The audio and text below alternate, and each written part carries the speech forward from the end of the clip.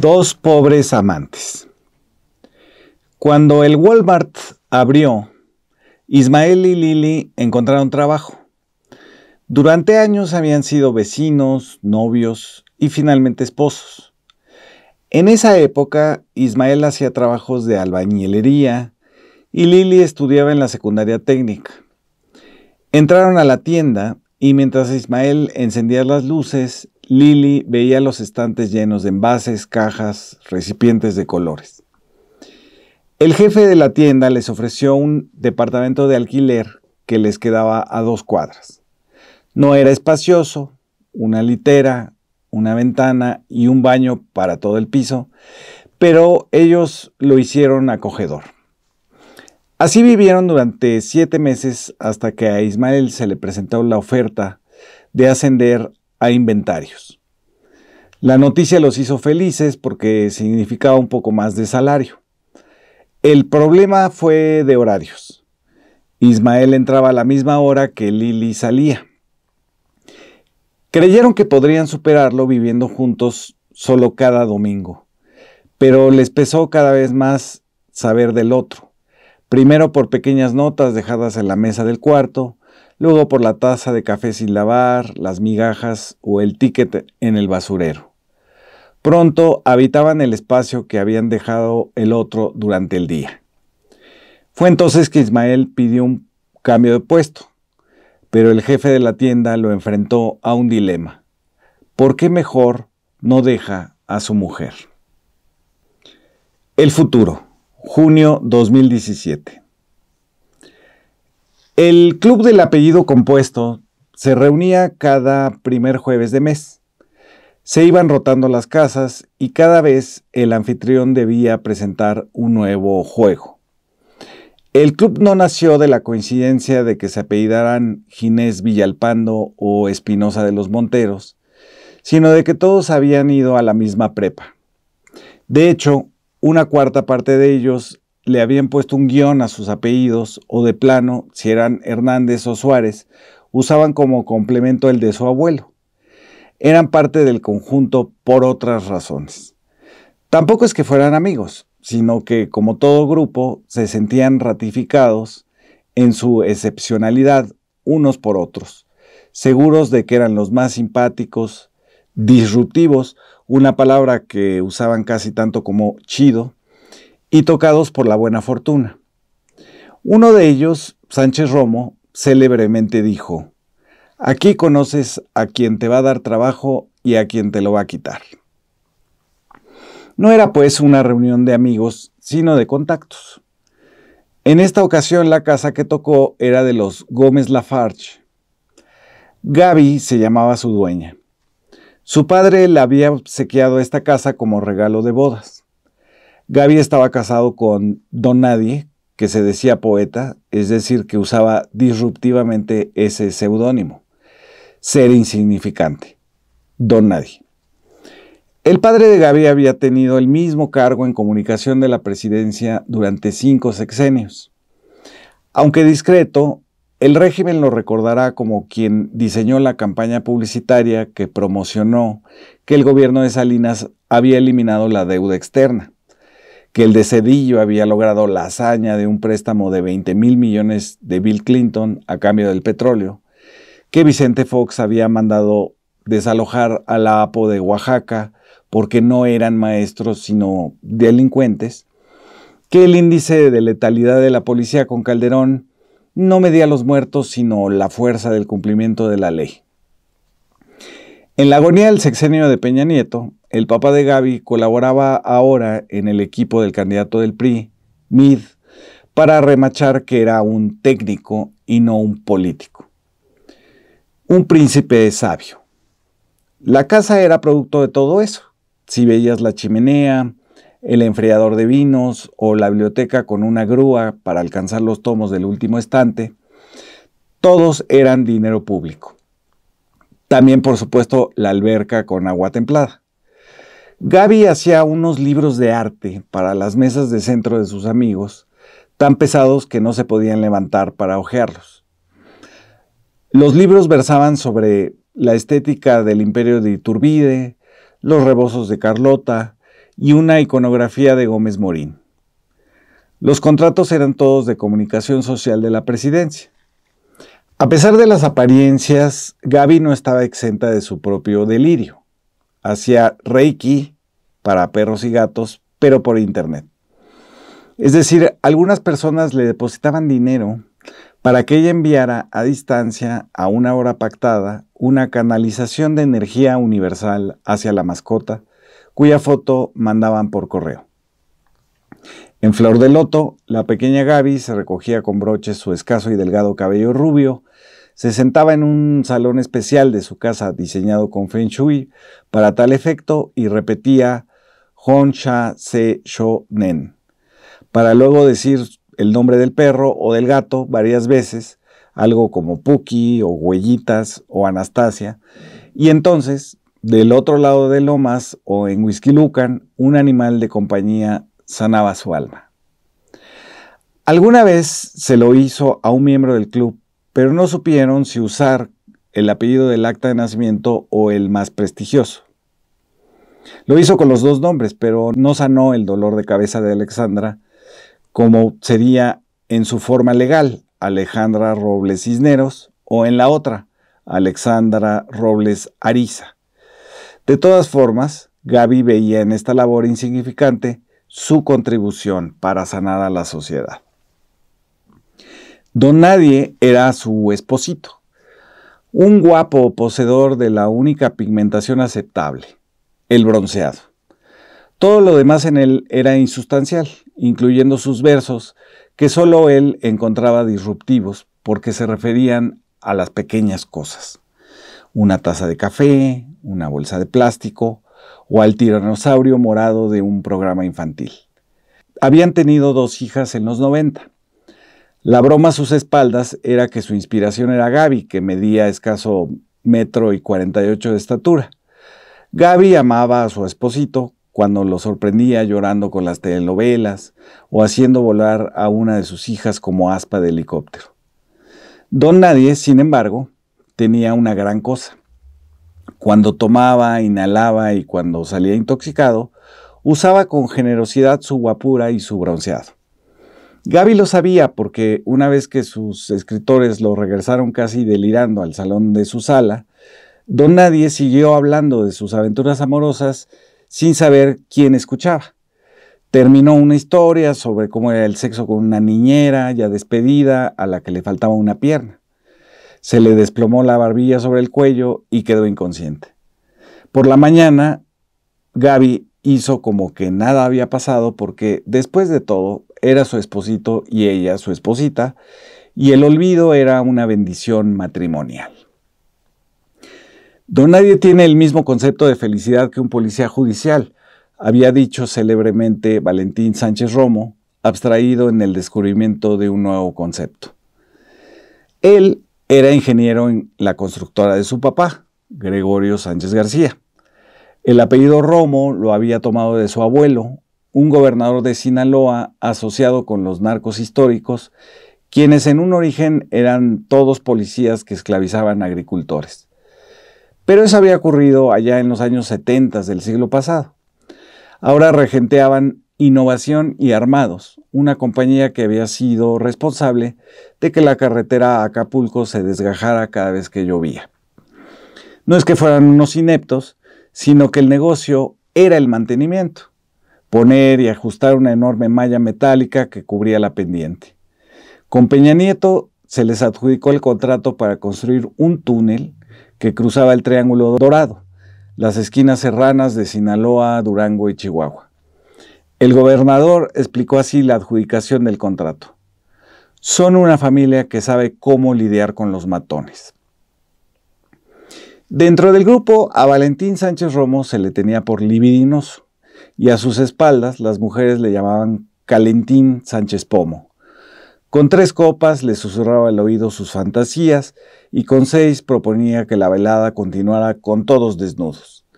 Nadie le hacía caso y no se conocía mujer que hubiera consentido a sus fórmulas sacadas del porno, ni a la lengua pastosa y etílica que de vez en cuando les trataba de meter por una oreja. Todas pensaban que era una bomba de tiempo y que en algún momento podría realmente abusar de alguien. Lo que no sabían era que saliendo de las reuniones de los jueves, manejaba hasta un tugurio en los límites del Estado de México, donde le pagaba a unas señoritas que bailaban en un piso de tierra para que no lo rechazaran. Tenía 2 mujeres en España, una marroquí y una ecuatoriana, cada una con un hijo, a los que visitaba en los veranos. Nunca se había puesto un condón y lo presumía con altivez. Las cenas del club eran para ponerse achispados y jugar charadas. Esa noche el juego, diseñado por los espositos Gómez Lafarge, llevaba por nombre Fake News y consistía en que el grupo acusara a uno de sus miembros, por turnos, de las acciones más reprobables. Las incriminaciones se escribían en papeles que se depositaban dentro de una pecera. El acusado las leía en voz alta y debía defenderse para tratar de demostrar su inocencia. Actos de corrupción, desdén por las leyes, conductas sexuales reprensibles, ligas con el narcotráfico, sectas o líderes sindicales.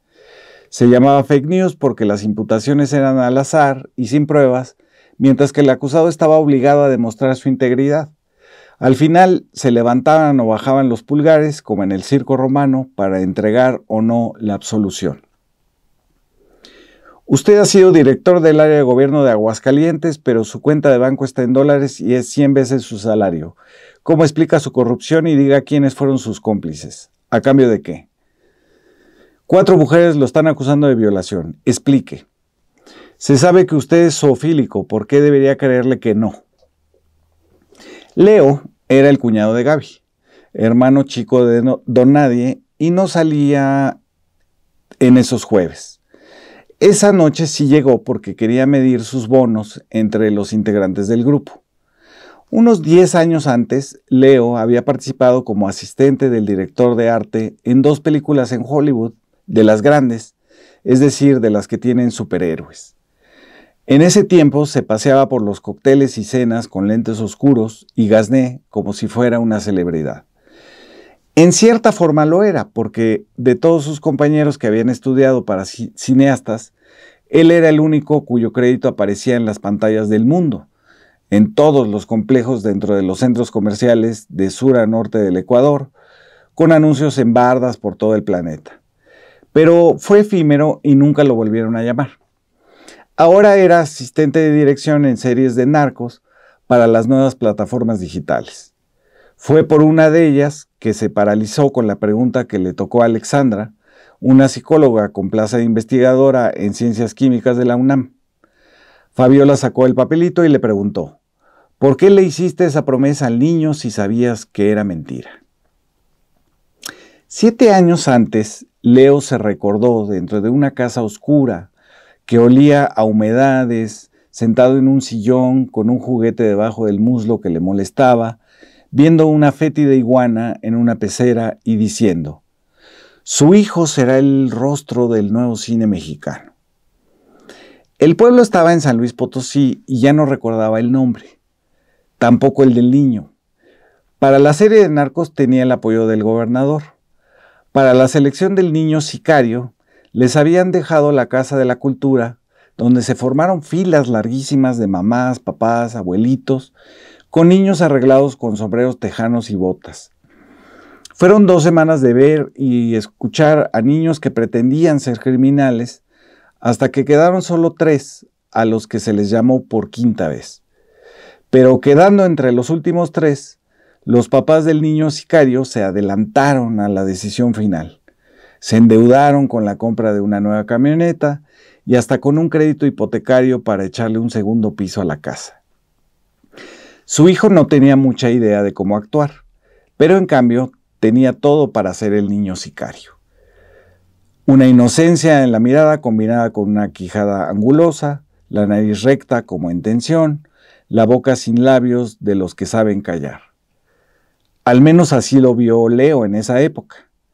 Vestido como narquito, camisa de cuadros, botas y cinturón, el niño sicario de 10 años, en vez de tomar el AK-47 de utilería con el que sería fotografiado, llegó con un cartucho de dinamita en su manecita. Lo empuñó y haciendo la finta de traer un encendedor en la otra mano. ¿Es hijo de narcos?, preguntó alterado el director. No, es familia de mineros, lo calmaron. Los papás se volvieron locos en cuanto supieron que estaba entre los últimos 3 niños, de más de 600, llegados no solo de los pueblos de San Luis Potosí, sino también de Guanajuato, Tamaulipas, Zacatecas. El director envió entonces a su asistente, Leo, a hablar con ellos. No es seguro, pero aunque lo fuera, la carrera de actor es muy difícil, les explicó desde el inicio. Pero ustedes vienen de Hollywood, le respondieron, porque Leo se había vanagloriado más de la cuenta. O sea que me lo pueden ayudar. Tenemos otro, más chico, todavía no habla bien, pero está muy atento siempre a las películas de la televisión, dijo el papá. Lo que les digo es que el pago por esta serie no será ni con mucho como para que se endeuden, siguió Leo a sabiendas de que ese tren ya no iba de regreso. Y sí, yo trabajé en Hollywood, pero esta serie es para una plataforma que se va a lanzar apenas en México. Pero es gabacha la productora, insistió el papá. No, es mexicana. La que está en California es la plataforma. Pero sí pagan en dólares, ¿o no? Tampoco es que sean talegas de dinero, don. Si se hace, será una oportunidad para poner a su hijo en el mapa actoral, pero nunca es garantía de que haya una continuidad, es decir, de que lo vuelvan a contratar. Es un negocio muy incierto y frío. Los interrumpió una serie de explosiones muy cercanas que sacudieron la casa desde sus cimientos, dejando las lámparas oscilando como péndulos. Leo creyó que la Marina estaba disparando con misiles desde un helicóptero, como solía hacerlo en Nayarit. No pasa nada, joven Leo, lo tranquilizó la mamá. Es la minera de los canadienses que están sacando oro del cerro. Mire, esta cuarteadura, señaló la pared del comedor. Esto es por las detonaciones. Hay cartuchos de dinamita por todo el pueblo. Saber que estaba platicando en una casa que se podía desplomar en la siguiente explosión le imprimió urgencia a su salida. Ya de pie, con un hilo de sudor escurriéndole en la espalda, ellos le seguían preguntando de dólares y contratos, pero Leo se apresuró hacia la puerta y a la pregunta, «Entre nos, ¿qué posibilidades le ve a mi hijo?», Leo respondió lo del nuevo rostro del cine mexicano. Lo había dicho para salir del paso, pero ahora, en casa de los Lafarge Gómez, le atormentó el recuerdo con una vergüenza que le salía del estómago y se le iba a los cachetes. Le sudó la nuca. A tal grado fue su desazón que Dana le preguntó si se sentía bien. «Estás todo rojo», le detalló. Recordó cómo había terminado todo eso. Antes de la decisión final, el director recibió una llamada de uno de los patrocinadores que tenía una nieta de 11 años. En la serie acabó por aparecer una niña sicaria, rubia y coqueta. Leo, así como el fotógrafo, los vestuaristas y maquillistas, se fueron del pueblo a escondidas, de madrugada, dejando a los niños seleccionados y a sus papás a su suerte. ¿Qué podrían explicarles? Que este negocio es incierto y frío. No lo era tanto para las nietas, hijas, novias, amantes de los que ponían el dinero. Mejor se escabulleron en las sombras, como cacomixles, antes de que volvieran las explosiones muy temprano por la mañana. Pero ahora Leo sentía un arrepentimiento tan hondo como absurdo por aquella frase que le prometía a un niño una vida mejor que seguro no tuvo. ¿Qué habría pasado con ese niño? Y a todo esto, ¿cómo carajo se llamaba el niño sicario? Lo único que Leo sabía era que en ese pueblo perdido no había refrescos. Cuando se refería al tema decía eso mismo. Güey, no hay ni Pepsi. Pero nunca supo de unos 100 ejidatarios que antes de que llegaran ellos, los del cine, antes de que llegara la minera canadiense, estaban pensando en hacer turismo como pueblo fantasma. Que los viajeros visitaran los socavones abandonados, la zona que se derrumbó por las ansias de sacar la plata de los españoles, las casas desiertas, las iglesias rojizas, el silencio rotundo de lo que se ha olvidado una y otra vez durante siglos. Una aparición espectral que iba y venía a lo largo de los siglos. 3 veces había desaparecido San Pedro. Que fueran de fin de semana a hundirse en la zona de nadie, pero sin refrescos. Leo nunca aprendió que ese pueblo se llamaba Cerro de San Pedro y que su montaña, símbolo del escudo de armas de la ciudad, de la universidad y de todo el estado de San Luis Potosí, hubiera dado plata y oro a la corona española desde 1592, luego a los gringos desde 1905, luego a los canadienses desde 2005. A la canadiense Metallica Resources, la central de la minera San Javier, le bastaron solo 5 años para desaparecer el cerro con dinamita. El cerro desapareció completo. Es raro decirlo y más extraño pensarlo. El símbolo de todo San Luis Potosí, orgulloso de ser como el de Bolivia, fue detonado. Solo existen los escudos de armas como testigos de que alguna vez existió. ¿Qué cantidad de explosivos habrían utilizado para borrar del mapa algo que existió antes de que hubiera canadienses, cuando se formó la Sierra Madre Oriental? Un cerro que aparece en el escudo con el rey Luis IX de Francia, trepado ahí con lingotes de oro y plata a ambos lados. Un cerro que fue el orgullo del centro de México a tal grado que se fundaron ahí 200 haciendas para darle de comer a los esclavos de las minas. Desapareció una primera vez en 1792 por explotación de los españoles. Vendría otra ocupación ahora por los estadounidenses, la American Smelting and Refining Company, ASARCO, que no quiso aumentarle el salario a los mineros en 1948 y provocó un incendio en el nivel 425 del Tiro un sábado de gloria, 2 días antes del estallido de una huelga de trabajadores. Diciendo que la mina había sido saboteada por los comunistas, ASARCO simplemente se fue de San Pedro sin siquiera ofrecer una indemnización a los mineros. El sindicato observó todo desde la altura de la Unidad Nacional de Ávila Camacho. Ahora San Pedro no se quedó sin mina, sino sin cerro donde ponerla. Pues se lo llevó, pues se lo acabó, el cerro que era donde estaba el escudo, pues sí, ves, ya no está. Entonces fue lo único que hizo. Aquí lo único que ves es un cascarón porque el cerro ya no existe. Si tú ves de aquel lado, el cerro está así. Entonces es un cascarón nada más. Entonces que tú quieras ir a algún lado, no puedes pasar porque es propiedad de la minera. Que tú quieres ir al otro lado, no puedes porque ya estás espiado por la minera. Entonces aquí no hay libertad. Metallica Resources usó 47,000 toneladas de explosivos para hacer lo que hoy se ve. Un tajo abierto del que sacaron 30 millones de toneladas de plata y 1,5 de oro que se fueron para hacer tus anillos de compromiso, tus collares de cóctel, el interior de un microchip. Con su nombre global, New Gold cortó la tierra en Brasil, Chile, Australia, Sudáfrica.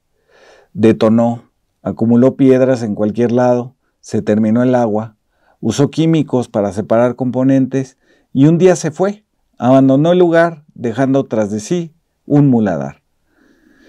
El niño sicario era uno de los 25 niños que habitaban Cerro de San Pedro, cuando Leo llegó en su camioneta por el camino que se terminaba en la alambrada de la minera canadiense. Solo iba a decirle a sus padres que no se endeudaran pensando que el cine era su salida de aquel pueblo fantasma, pero no pudo sino mentirles. Ese pueblo estaba habituado a que lo embaucaran. Antes de la serie de narcos que el gobierno del estado iba a financiar para promover el turismo, llegó la minera el 10 de septiembre de 1996, día de San Nicolás Tolentino, primero al púlpito de la iglesia, cobijada por el padre Margarito Grimaldo. A nombre de la empresa canadiense, 2 mexicanos con acento guanajuatense habían explicado: "Estamos parados sobre oro y plata", empezó el ingeniero Hugo Gaviño. "Este es el futuro, hay que extraerlos para refundar este pueblo, esta región. Imagínense una nueva carretera, un hospital, una nueva escuela y ustedes con dinero todos los meses para ir comprando sus coches. Dejará de ser un pueblo bicicletero para ser un lugar de trabajo, de venta de servicios. Ahora, para sacar el mineral, vamos a emplear un método científico, que es el modelo de explotación a cielo abierto y metalúrgico de lixiviación con cianuro. Suena muy peligroso, pero no lo es. Se abre el tajo y se usa el cianuro para separar. El cianuro, intervino el otro ingeniero, Crisanto Gil, es un veneno solo si se deja al aire libre o en el agua, pero eso no va a pasar. Nosotros lo iremos desactivando con sustancias limpias y vamos a usar la más alta tecnología para que circule solo en el lugar que construiremos para lavar la piedra. Vamos a usar agua, pero no la de ustedes, sino que la vamos a traer de otros lados, con camiones de una concesión que vamos a comprar. Todo será muy limpio. Se van a crear 1,500 empleos. Ustedes valen oro. San Pedro resurgirá como el ave fénix. El Cerro de San Pedro tenía tanto futuro que aceptaron el embuste como promesa. Pero las primeras 2 acciones que tomó la minera canadiense fue cercar el lugar donde iba a trabajar para que nadie pudiera ver lo que hacía. Esto se justificó porque eran métodos con derecho de autor. Más tarde, el presidente Felipe Calderón mandó un destacamento de soldados para evitar que los narcos ingresaran a robar el oro. Levantaron un cuartel. Los gambusinos que extraían plata en pequeñas piedras para venderla en las joyerías de la capital de San Luis fueron detenidos y acusados de crimen organizado. La segunda medida fue desalojar La Zapatilla, un pueblo contiguo, para ahí construir sus patios para bañar la piedra en cianuro. La explicación fue que no querían que los pobladores corrieran peligro sanitario y no se podría vivir ni bajo su propio riesgo en un lugar donde se traía piedra del cerro para disolverla. Nosotros como sea, pues nos vamos, pero ¿y las iglesias y los muertos? Las iglesias se van a caer, pero les hacemos unas nuevas. Los gritos de repudio de los feligreses acabaron con esa reunión. Los ingenieros tuvieron que salir huyendo, pero la suerte del pueblo ya había sido decidida en Toronto, Canadá. Unos meses después, a 1 kilómetro de donde estuvo La Zapatilla, la minera les construyó una réplica de un pueblo del desierto, con su kiosco, su plaza, una iglesia que parecía más bien un templo evangélico y unas cuantas casas de triple-A. Se añadió un saloon del viejo oeste con sus puertas de cantina para abrirse con una patada. Los canadienses habían visto muchos spaghetti westerns. Se le llamó Nueva Zapatilla y se suponía que contaría con una carretera, un centro de salud y una escuela. Fue por eso que llegó Sara Ortiz a hacer su servicio social de la Universidad de Zacatecas. No era médico, sino enfermera, pero no hubo otra postulante y la minera decidió que ella estuviera en el centro de salud una vez por semana de 1 a 5 de la tarde. El centro era en realidad una bodega que se usaba para guardar implementos de la mina y en la parte trasera un yucle que ya no cabía en el estacionamiento de los camiones de volteo. Sara tenía 2 sillas de oficina, un escritorio con cajones, unas cajas de paracetamol y 2 bidones con suero oral. Lo que le importaba era que la minera le expidiera su comprobante de horas de servicio social y había calculado que atendería gente con gripe, diarreas, accidentados de la mina, a los que solo se les tenía que canalizar a un verdadero hospital. Pero se empezó a dar cuenta de que algo extraño sucedía con la gente que venía de San Pedro y en especial de Nueva Zapatilla. Primero fueron solo sospechas y un olor a almendras que pegosteaba todo el aire embadurnado con polvo. Una señora, Felicia, que llevaba varios años con migraña, entró al consultorio en medio de la neblina enharinada que les provocaba tos, cuando no náuseas. Le dio su paracetamol y un vaso de suero. Pero lo curioso fue que la señora Felicia le llevó en agradecimiento 2 duraznos. Al cabo de ese mismo día, ya al atardecer, los duraznos se habían vuelto duros y negros, como piedras. Sara los tiró, La siguiente señal fue que empezaron a llegar unos niños con nubes en los ojos. Al principio pensó que el polvo que inundaba el aire desde el cerro hasta la capital de San Luis se les incrustaba a los niños en el globo ocular, pero cuando mandó enviarlos a que se hicieran estudios en la universidad, se les detectó cáncer en las retinas.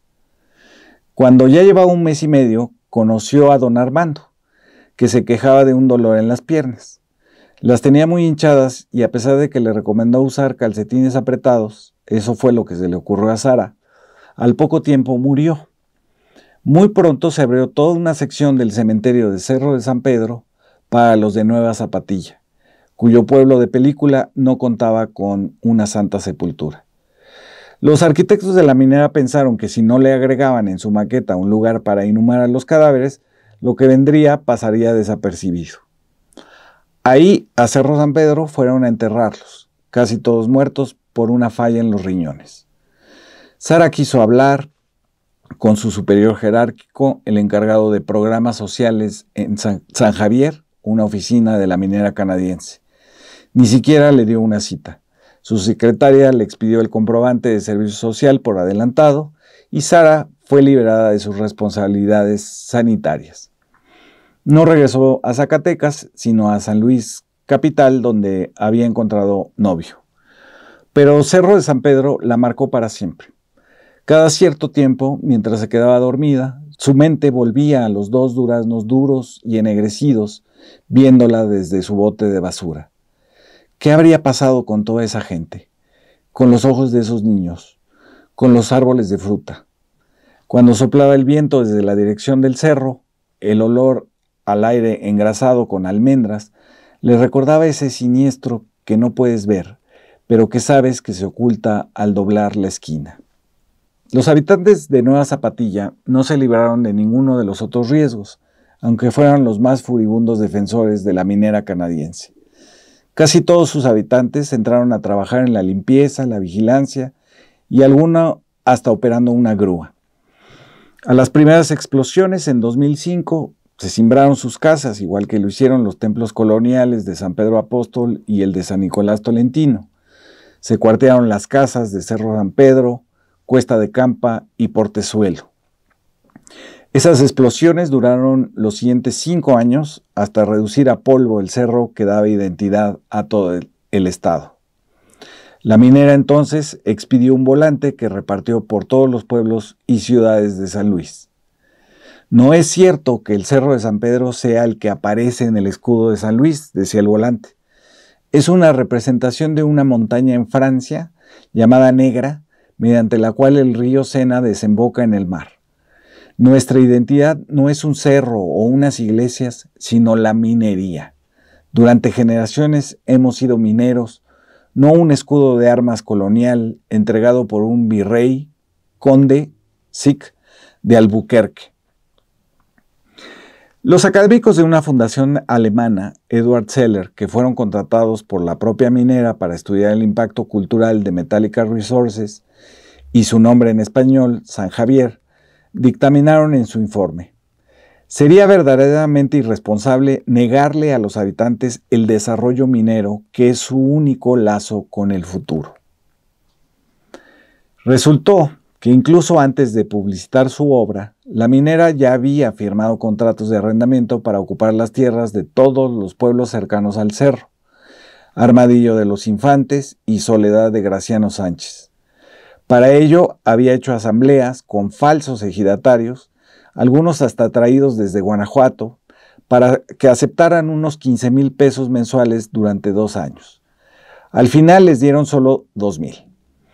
Casi todos se compraron coches a plazos y andaban por las brechas presumiendo que ya no iban en bicicleta, pero al pasar los años se lo gastaron en diálisis en San Luis capital 3 veces por semana, porque ya todos tenían insuficiencia renal. El contrato falso se firmó el 11 de febrero de 1997. Uno de los auténticos ejidatarios que se dio cuenta del engaño 9 meses después fue el síndico de San Pedro, Baltasar Reyes Loredo. Descubre entonces que el ejido no está arrendado, sino que fue vendido en partes por distintos nombres que no son el de los propietarios. Baltasar redacta un reclamo al gobernador de San Luis Potosí que dice: el ejido fue vendido por Felipe Alvarado Álvarez, Aristeo Gutiérrez Chávez y Manuel Gómez Moreno. Estos personajes, según el oficio 0565, que consta en el expediente 93899, dirigido a la magistrada del Tribunal Unitario Agrario del Distrito 25, el 15 de marzo del 2000, no son ejidatarios de Cerro de San Pedro y lo vendieron como si fuera suyo. Al respecto, me permito informar a este tribunal que no apareció como ejidataria ninguna de las 16 personas que se mencionan en el oficio de origen como ejidatarios.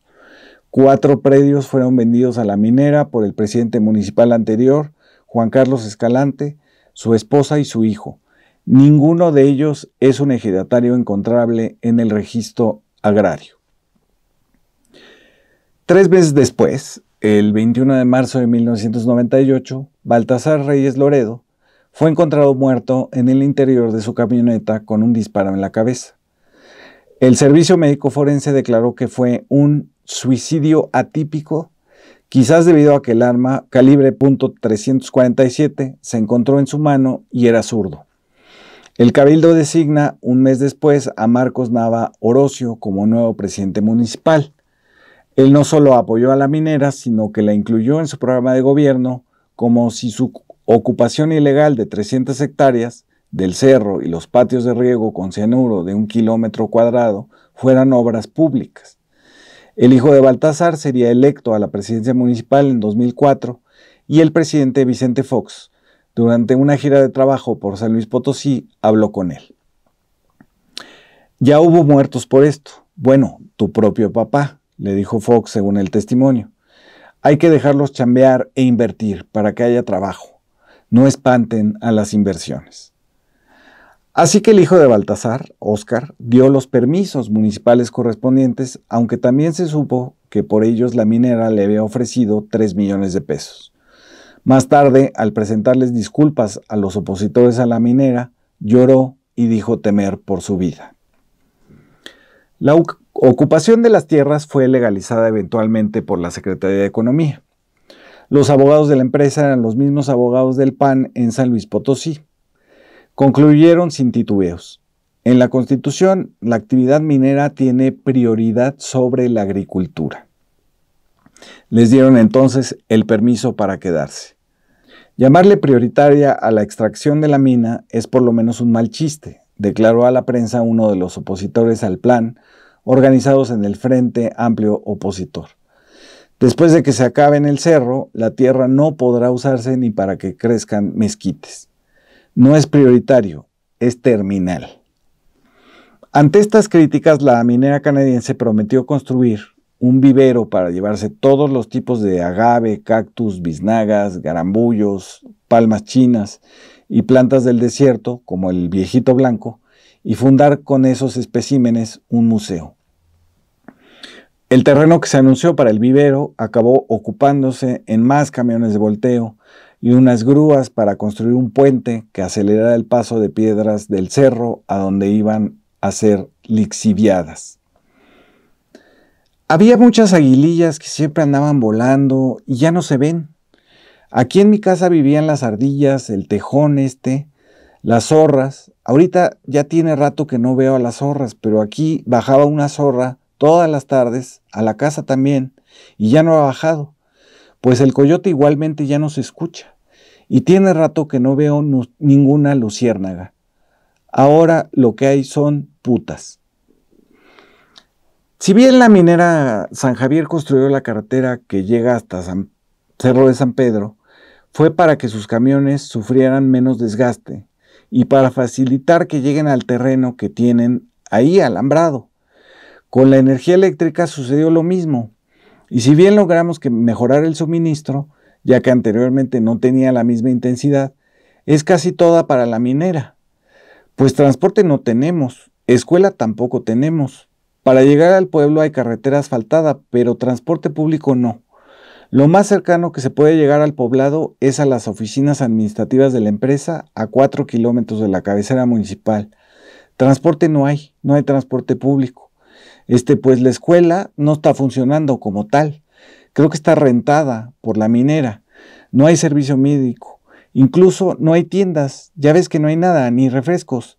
Entonces yo no sé en dónde está el progreso de la minera. Todas las partes donde hay minería, lo que sí hay es prostitución y devastación. El transporte San Pedro Bus era de la familia del PRI que había controlado las presidencias municipales de San Pedro desde Portezuelo, Los Loredo. Su hija más destacada, Rosaura, fue presidenta municipal 3 veces y se dedicó a apoyar a la minera canadiense en todos esos años. Del PRI, pero luego desde el PRD, se decía que en cada elección Metallica o New Gold le pagaban $1 millón para que se hicieran las campañas electorales. La minera también mandó a hacer una encuesta sobre sí misma y su desempeño, en la que resultaron ganadores con el 55% de aprobación. El problema fue que las preguntas estaban un poquito sesgadas. ¿Sabía usted que la minera San Javier ha cumplido con todos los requisitos y permisos que marca la ley para operar la mina de parte del gobierno federal, del gobierno del estado de San Luis Potosí y del municipio de Cerro de San Pedro?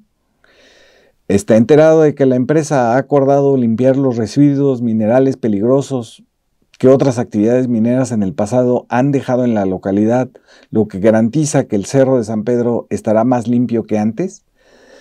Que la empresa no contaminará los mantos de agua, dado que los patios donde se recuperarán los minerales a extraer están totalmente impermeabilizados para evitar que ninguna sustancia se filtre hacia el suelo o los mantos acuíferos.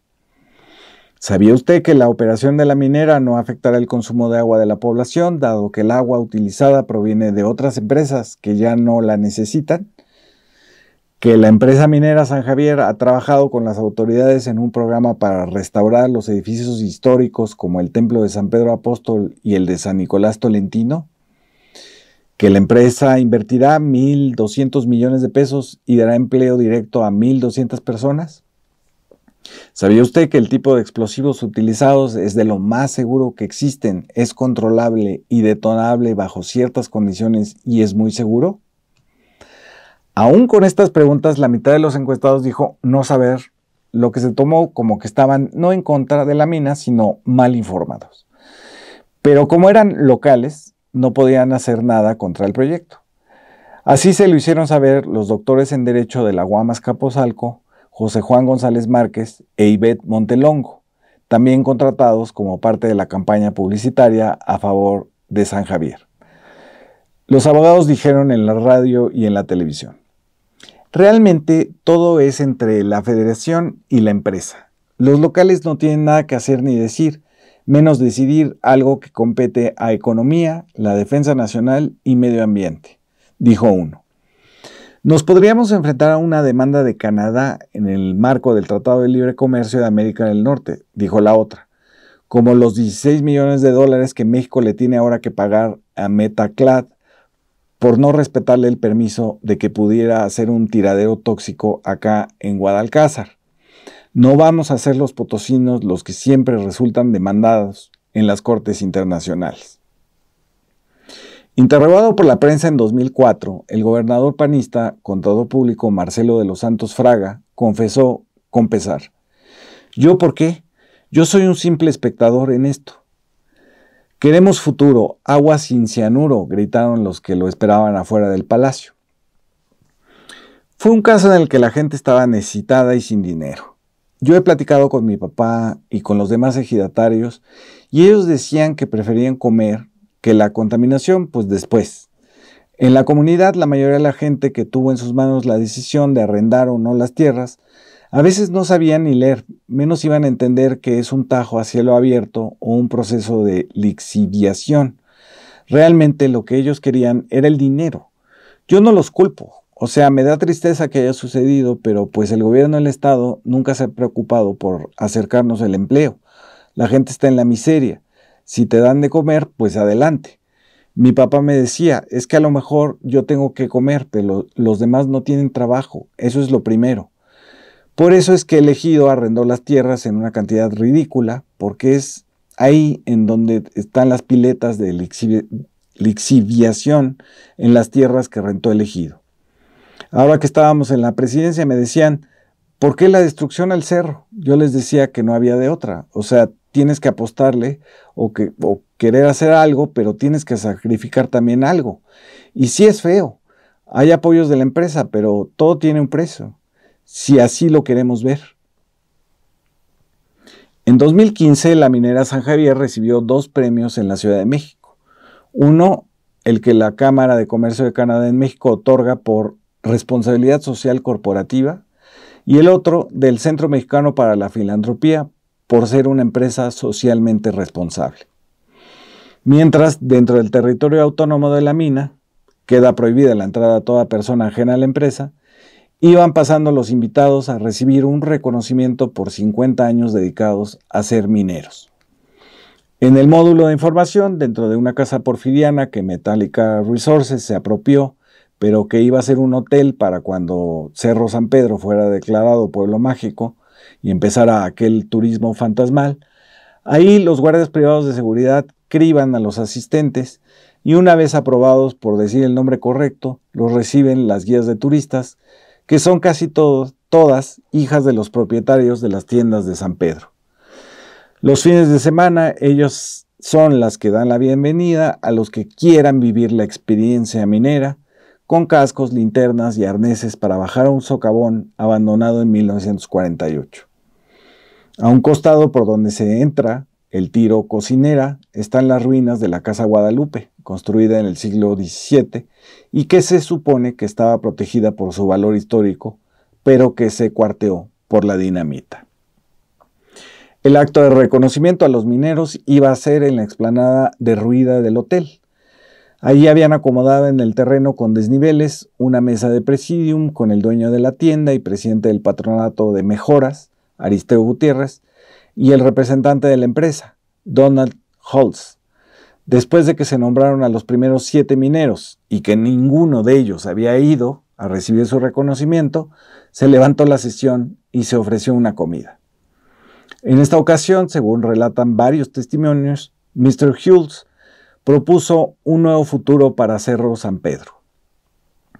Cuando nosotros nos vayamos, pues va a quedar el hoyo en vez del cerro, ¿verdad? Lo que estamos pensando es que se pueda organizar visitas de turistas para verlo. Creo que va a haber bastante interés de parte de la gente en visitar lo que fue el cerro, cómo quedó. Ahí ya nada. En un futuro hasta se podrían construir en el fondo unos hoteles para hospedarse dentro del hoyo. El gringo de Colorado no se enteró que su última frase podría tomarse como una descripción de lo que realmente le había ocurrido al Cerro de San Pedro y sus pueblos vecinos. El crecimiento exponencial de su aura espectral, ahora que su nombre se refería a un cerro inexistente, sumado a los años de su fundación con fines de extracción y saqueo, a los de gloria cuando los gringos incendiaron los túneles para no pagar salarios, y ahora a la desaparición de su sustento histórico material, el cerro. Atormentado por los espectros que lo habitan, infestado de voces y crujidos de un reino ido, ahora el griterío nocturno se escucha en el cementerio. En el desierto lleno de sales de cianuro, en la huida masiva de las serpientes, justo el día que se fundió el primer lingote de oro con plata, el doré, el 27 de marzo de 2007, 10 años después de que fuera anunciado. Turuncado ya solo podría llamarse San Pedro y asistir cada fin de semana al espectáculo de su propia desaparición. Nada de esto sabía Leo cuando transitó los 8 kilómetros de la carretera rumbo a Río Verde, desde el anillo periférico oriente de la capital de San Luis Potosí hasta Cerro de San Pedro, a ver al posible niño sicario para aquella película. De haberlo sabido, quizás se habría negado a ir, porque ese olor a almendras en realidad era cianuro en el aire, en el agua y en la tierra. Pero nadie le dijo, y era su trabajo de cineasta, pasar por el Castillo, un burdel abandonado de las épocas en que había mineros, una fábrica de mole, Marvi, una pulverizadora de roca, un lienzo charro de ruido y un campo campestre Real de Potosí, rodear la malla ciclónica de la minera que ocupaba ilegalmente los terrenos, el cementerio con su añadido de la nueva zapatilla, porque la vieja zapatilla también desapareció, lo que fueron las casas y el hospital abandonado por los gringos en 1948, hasta llegar al pueblito devastado, ruinoso, de color naranja, laberíntico como todo lo colonial, donde vivía la familia cuyo apellido ya no recuerda. Si Leo, culposo por lo que le dijo a ese niño y a esa familia que jamás entró a la industria del cine, regresara, podría ver que ya no hay cerro. También se enteraría de que ya hay refrescos, todos de la marca Great Value de Walmart, como un regalo del Tratado de Libre Comercio. Nunca averiguaría que la familia se apellidaba Flores, como la de todos los pobres, que son a veces Hernández, otras Fernández, González, Gómez y hasta Flores, pero que siempre da igual. De regreso a la casa de los Gómez Lafarge, cuando los arreglos de luces de LED, que más que los vinos contribuían al adormecimiento, Leo había acompañado a Dana a revisar que su bebé no sufriera de muerte por asfixia en la cuna prestada de una de las 8 recámaras. No me traje a la niñera porque pobres, luego se aburren horrible y comen en la cocina, señaló Dana sin que me diera pregunta alguna. Leo miró a Carolina, la bebé, y pensó en que era perfecta para un anuncio de pañales o de comida orgánica para lactantes. Pero no lo dijo. Carolina hablaba del futuro. Le preocupaba el mundo del cambio climático que su hija habría de enfrentar y que Leo visualizaba como una horda de isleños tratando de nadar a tierra firme. Yo y Rafa medimos todos los días nuestra huella de carbono con Planet Hero. ¿Ya la bajaste?, inquirió Dana sin genuino interés, sino solo para seguir platicando. Hay que ser conscientes de la responsabilidad que nos toca. Fue en ese momento cuando sonó el timbre del portón principal, el que daba al jardín. Luego escucharon el estruendo de una marabunta gritando. Los dos salieron al balcón para ver en efecto un aluvión de cuerpos vociferantes con dirección a la alberca. Estos cabrones se acaban de meter al agua con todo y ropa. No mames, uno trae hasta una mochila atravesada. ¿Qué peda está pasando?, dijo Dana con la A de la inclusión feminista. Al de la mochila, Leo lo había visto. Era amigo de su hermano, cabeza de una vanguardia poética que se declaraba nihilista y que entendían por eso hacer lo que se les iba ocurriendo en cada instante. A los otros 15 los reconoció vagamente. Una argentina que tenía el pelo rojo de un lado y rapado del otro, un supuesto sabio que usaba suéteres de chinconcuac, 2 rubios que constituían una pareja a los que nunca se les veía el rostro porque siempre se estaban besando, como lo hacían ahora dentro de la alberca. Los demás eran sombras, mientras Gaby trataba de reconvenirlos desde la orilla. «Sálganse, ¿quién los invitó? ¿Tú los invitaste?», se dirigía a su esposito el don nadie que se divertía aplaudiéndose las rodillas.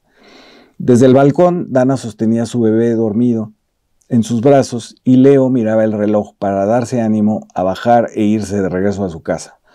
No les pasó desapercibido el momento en que Gaby, por alguna razón, le puso en la cabeza al de la mochila la red para limpiar la piscina y ésta la jaló del mango de aluminio y Gaby se cayó al agua y salió a respirar mientras un vozarrón anónimo gritó: «¡Vamos a incendiar esta casa!». Sánchez Romo, quizás con intención sarcástica, pero quién sabe, gritó de vuelta: «¡Sí! ¡Que viva la delincuencia!».